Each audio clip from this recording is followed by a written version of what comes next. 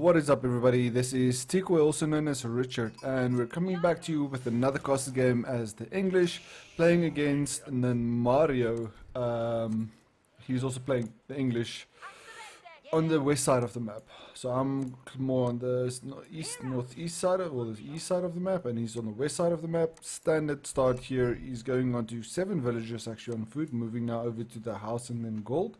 Personally, I like the timing push, especially when your gold is a little bit farther away, to start with your mining camp. He's gonna start mining gold first. Second villager goes on to gold, and the next villager that comes out, he is gonna go onto the wood line.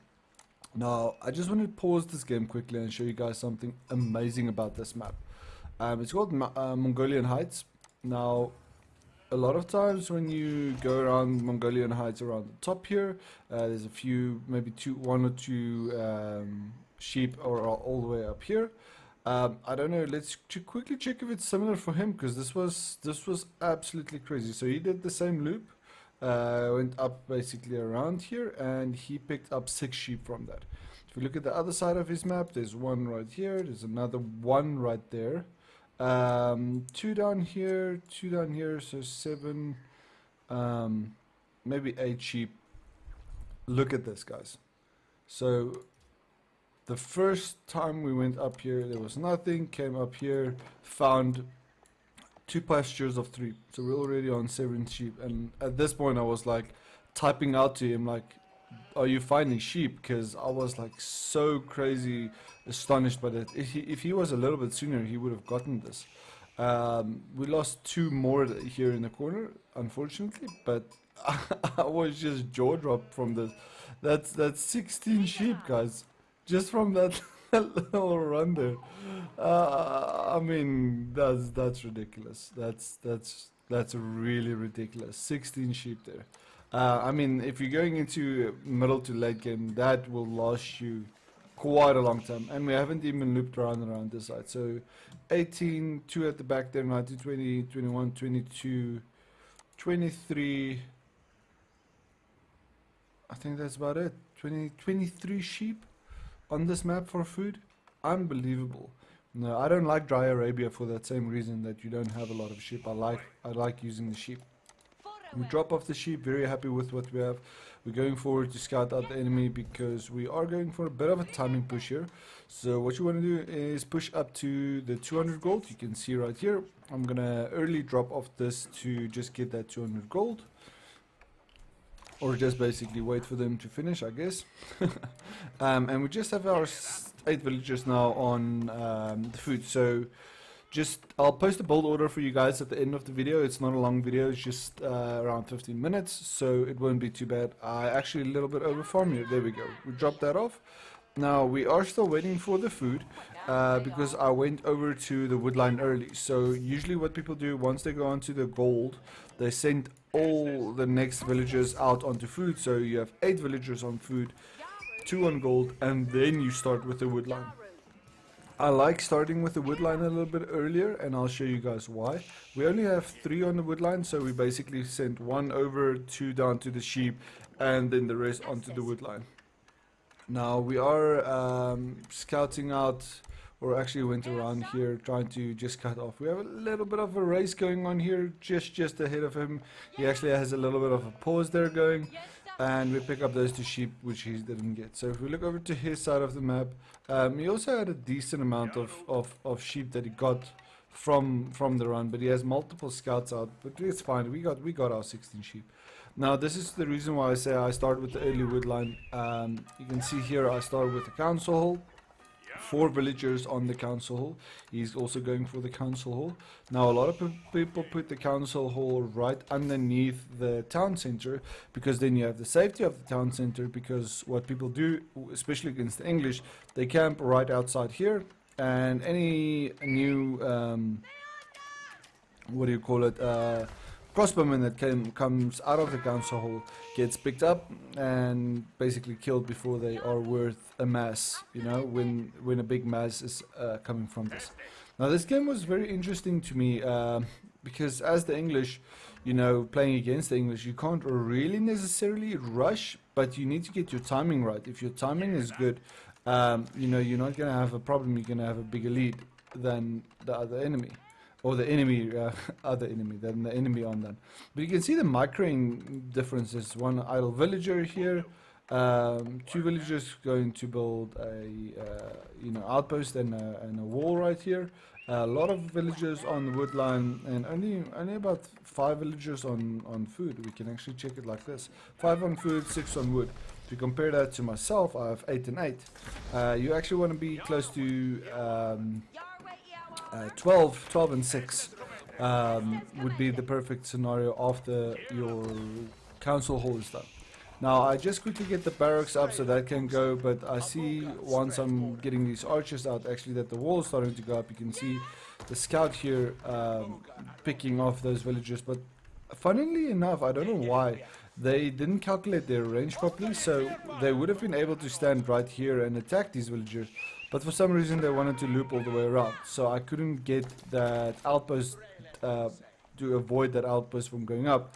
But now we have to do that little run around, and because of that, you know, he will have some time to get some of his own archers out, and you can see, you know, his food supply, training up a few villagers there.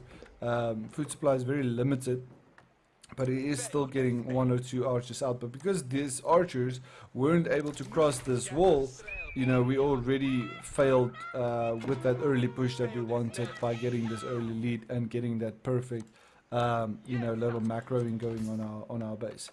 Now you can see I'm pushing the wood line, sitting on 12. The ratio that I was taught to keep was a 4:3 ratio regarding your wood and your food production.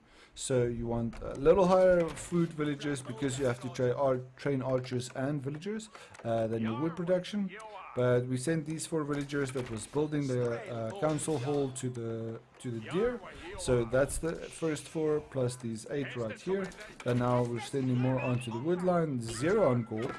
And we're just idling, trying to get some houses up, trying to make sure our population cap doesn't get reached. Now we're sitting on 8, 6, 7, 8, 9, 10 archers plus 1 man-at-arms. So I send the man-at-arms forward, and he's gonna basically act as a scout, as a tank. Usually that's what people do when they train more than 1 scout. They use it as basically a tank to soak up these damages. Now there is quite a few archers. The extra ones you saw here at the back is his own archers, but like I said, we're sitting on 11 archers right now against 8, 9 archers. So we do have an advantage. One thing that I do like is by clicking them and right clicking unit by unit, because then you know you don't get these half health units. Every single volley is a kill, and that's also a nice way to micro your archers. Now what he did in Mario, which was pretty clever, is he built this outpost right here.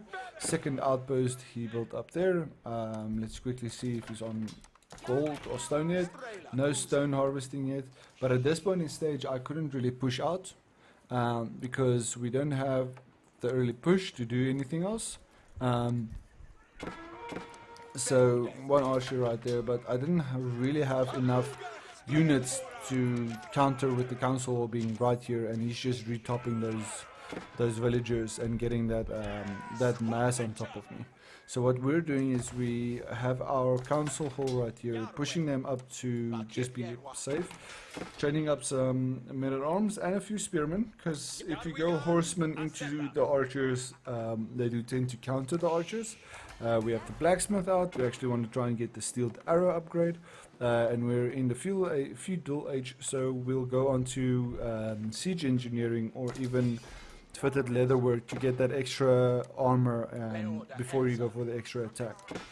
Now we did get the upgrade, as you can see. Oh, we did not get the upgrade yet. It's called early upgrade to early men-at-arms. So right now they call Vanguard men-at-arms, then they go to early men-at-arms, and after early men-at-arms they go to men-at-arms, and then to elite men-at-arms. So that's the 4 ratings. You can get the castle upgrade of armor clad, which increases the ranged of melee armor of men-at-arms by melee and armor of men-at-arms by 2, so they do 2 more damage and they have 2 more armor, which is huge. And a very tanky unit for the English. They do need it to supplement their longbows. So we transitioned some of the wood now over to gold. We are going for a bit of a stone cropping here and making sure that villager production stays quite high, and I think that's basically where the difference in the two factions came. You can see on our side we're sitting on 33 villagers, and for Mario he's sitting on 26 villagers, and that's in 10 minutes in. That's very low for a villager count, 10 minutes in. But you can see how annoying these two outposts are, and you can't really push with this mass, because as soon as you push in with this mass, you have these 12 archers supplementing this push, and that will be very difficult to get a building down where you have all these archers with the network of castle bonus from outposts and towers that he gets from this. So that's this little upgrade that you'll see from, not from the town center necessarily, from the outpost and from keeps and so on. So archers won't necessarily make any difference on the council hall. If they moved maybe up to like right here, they could have picked off any new crossbowmen that came out. But you can see now the horsemen, they will tank a lot of the damage here. Then I have the men-at-arms right there to start picking up these units quite effectively, and very easily we push them off of us, so we don't get any bullying done from their side with all these archers. You can see they do quite a bit of damage, so you don't want to stay underneath this fortification and the network of castle. So you need to choose, either you're going to fight this or you're going to back off, and at this point in stage we needed to back off, and he doesn't really have a mass to deal with this. But we do have the horsemen coming out, we do have more archers coming out, trying to get that food economy stabilized. And he's just, if he kept doing this without us building up a proper mass, it was going to be a bigger challenge to get through that. But you can see now that that upgrade is out, so it is early men-at-arms. They have that 4 ranged armor against 6 ranged damage. I think there's a bug in the game. You can see here it's a villager, but they have 12 damage. They have more damage than a crossbowman and than a man-at-arms. So they have a slow firing rate, but if you pull all these villagers, even with the slow firing rate, with this damage bug that they have, you're gonna do so much damage with your initial villagers. They actually do more damage than your longbowmen. They just have a much slower fire rate. They have attack speed of 3.37. No, that's not right. I mean, the standard longbowman has 1.5. Yeah, I'm not sure why that is bugged on the villagers. Maybe it's just a stats bug, not really a physical damage bug. That's how much it gets done. But yeah, you can see he has the arrow slits upgrade now, so he is definitely on that stone. You can see right there. He's only going for the blacksmith right now. But now you can see this mass is really starting to get big on our side. He only has the council hall, so not too many archers to deal with, but those little early trades that he did does make a big difference. He gets this outpost up and he starts with the second one, and this is kind of where I need to decide what to do. And we do have that siege engineering upgrade done. So immediately the men-at-arms goes for the ram, so we can get that upgrade out. We don't know how far his is, because basically that's what we're playing with. I don't even know about the blacksmith. But as soon as you get that ram out in these mirror matchups, in the men-at-arms transition, you're going to do a lot more damage. You can see actually he's trying to pick off the longbowmen. The upgraded veteran longbowmen, they are only available in the castle age. So it's just your standard longbowmen. Yeah, the horsemen, they also have 3 ranged armor with that little blacksmith upgrade, the ranged upgrade. And now you can see he's pushing in here. Now this is something I want to show you guys that's very effective. You can see I split my horses. I have my men-at-arms to tank the initial blunt force of the archers, and our archers supporting that with our horsemen cutting them off at the back. So this is a nice little surround to get through this archers And now because the mass is much less, we can take our archers and, you know, assist dealing with that mass. So that's basically what we needed to get and push through these defense. You know, there was big openings, but a big run around to get through the side here. And because of that, you know, I think that's why we actually won the game. We have basically 3 production buildings, a very good economy stabilization, and now we're pushing in for the win. You can see those archers did a big job here to clean up his archers, because they have the extra range upgrade and the extra damage upgrade. But that's it, guys. Very nice mirror matchup. Thank you very much for watching. If you do enjoyed it, please leave a like and subscribe.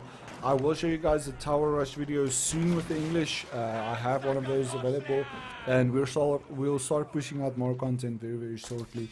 One last thing I want to show you guys when you hop out of the game quickly is just on the overview of the specific match that we just played. It's not this one, it's this one. On the statistics, you'll just to show you the society difference there. I failed to continue training more villagers later on in the game, but those early villagers count gives you that higher villager score, and that actually made a difference. We also got the technology upgrades, and you can see the big difference because we microed our villagers correctly, how big of an economy difference that makes. It's about 2,000 more food, 400 more wood, 200 more stone, almost 1,200 more gold, and it's basically the same amount of villagers. You see, just because we kept them on those resources and didn't make them run around too much, it makes a big difference in your economy. Just take note of that. But thank you very much for watching, guys, and I'll leave the build order actually on the next video to show you guys exactly how we do a 2 town center rush, and also another video on how we do the single town center crossbowman rush. Thank you very much for watching. Hope you guys have a nice day. Bye bye.